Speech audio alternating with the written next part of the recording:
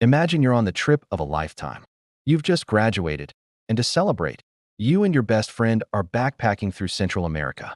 Your destination, Boquete, Panama, a beautiful mountain town famous for its lush forests and scenic hiking trails.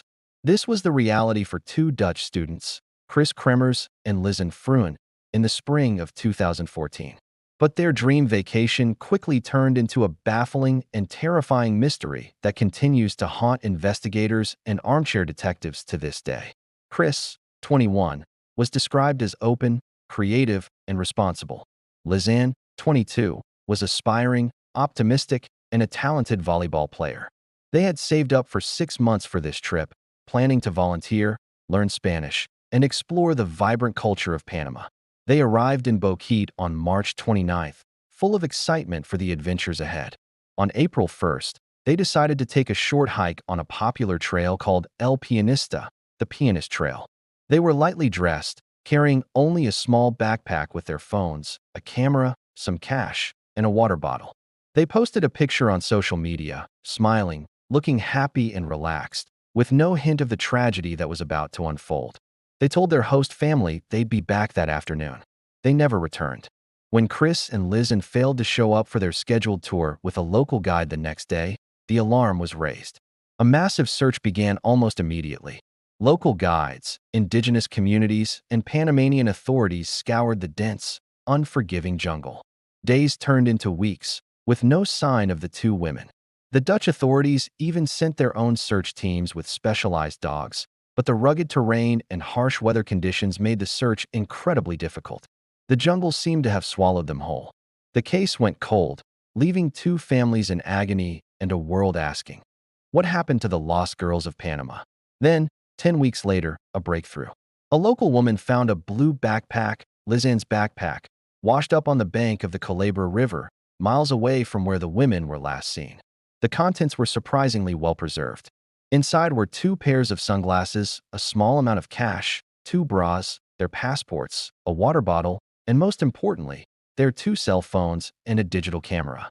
Investigators immediately dove into the digital evidence, hoping it would provide a clear timeline of events. What they found was not clarity, but a series of cryptic and deeply disturbing clues. The call logs on their phones showed that just hours after starting their hike on April 1st, they began trying to call for help. At 4:39 p.m., Kris tried to dial 112, the emergency number in the Netherlands. A few minutes later, Lisanne tried the same number, and then 911. None of the calls connected due to the lack of reception in the remote jungle. Over the next several days, they would attempt to make dozens more calls. The last attempt was logged on April 3rd. After that, the phone activity changed. Lisanne's phone was turned on and off multiple times between April 5th and April 11th, seemingly just to check for a signal. There were also several incorrect PIN code entries on Kris's phone, suggesting that by that point, she may have no longer been the one trying to access it. This pattern of activity stopped on April 11th. For 77 days, there was nothing, until the backpack was found. But the most chilling evidence was found on the camera. The first set of photos documented their hike on April 1st. They're smiling, posing near the summit of the trail. They look like any other tourists enjoying a beautiful day. Then, the photos stop. The camera isn't used again for 8 days. And then, there are the night photos. Between 1 a.m. and 4 a.m. on the morning of April 8th, someone took 90 flash photos in the pitch-black darkness of the jungle. Most of the images are completely black. Some show blurry shots of the jungle floor, rocks, and branches. One photo shows the back of Kris's head, with what appears to be blood in her hair. Another is a strange photo of a twig with plastic bags and candy wrappers arranged on a rock. Another shows a piece of a mirror. Why were these photos taken? Were they trying to use the flash as a signal? Were they trying to illuminate their surroundings to find a way out? Or to see what was lurking in the dark? Or was someone else taking the photos? One theory suggests that Lisanne, possibly injured and alone, was taking the photos to document their location or leave a trail of clues. The sheer number of photos taken in such a short period is frantic, desperate. It paints a terrifying picture of their final, lonely hours. A few months after the backpack was discovered, more remains were found along the same riverbank. A pelvic bone and a foot, still inside a boot, were identified through DNA testing as belonging to Kris and Lisanne. The condition of the remains led to more questions than answers. Lisanne's foot bones showed clean fractures, which some experts said were not typical of a fall. Kris's pelvic bone was bleached, which could have been caused by the sun or, more sinisterly, by a chemical like lime to speed up decomposition. The official conclusion from Panamanian authorities was that the women got lost and tragically succumbed to the elements after an accident. This getting lost theory is plausible. The Pianista trail can be confusing, and it's easy to wander off the path. An injury from a fall could have quickly become life-threatening in such a remote environment without food, water, or shelter.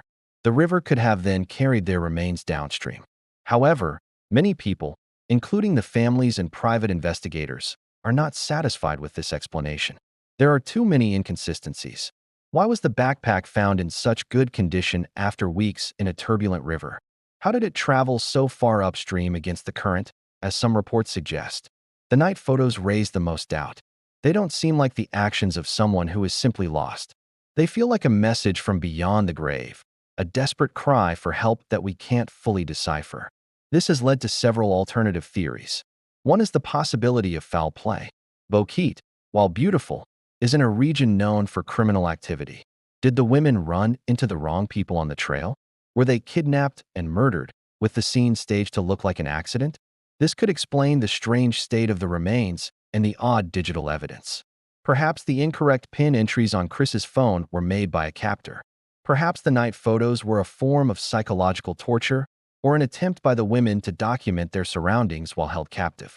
However, there is no concrete evidence to support this.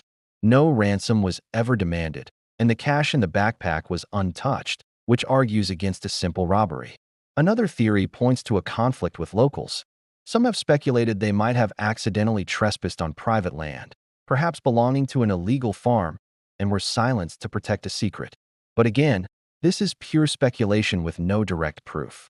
The mystery of what happened to Kris Kremers and Lisanne Froon is a haunting combination of known facts and terrifying unknowns. We have a timeline from their phones and camera, but it only deepens the mystery. We know they were alive for at least a week, lost and desperate in the jungle. We know they met a tragic end, but the crucial questions remain unanswered. Did they fall? Were they attacked by an animal? Or did they encounter a human predator far more dangerous than the jungle itself? The photos taken in the dead of night remain the most powerful and unsettling part of this story. They are a window into their final, terrifying moments. In the darkness of the Panamanian jungle, something horrific happened. And whatever it was, the secret may have died with Kris and Lisanne. The case is officially closed, but for those who continue to search for answers, the mystery of the lost girls of Panama is far from over. It serves as a chilling reminder that even in the most beautiful places on Earth, darkness can be waiting just off the beaten path. Thank you for watching. If you found this case as fascinating and tragic as I did, please like this video and subscribe for more deep dives into unsolved mysteries. Stay safe out there.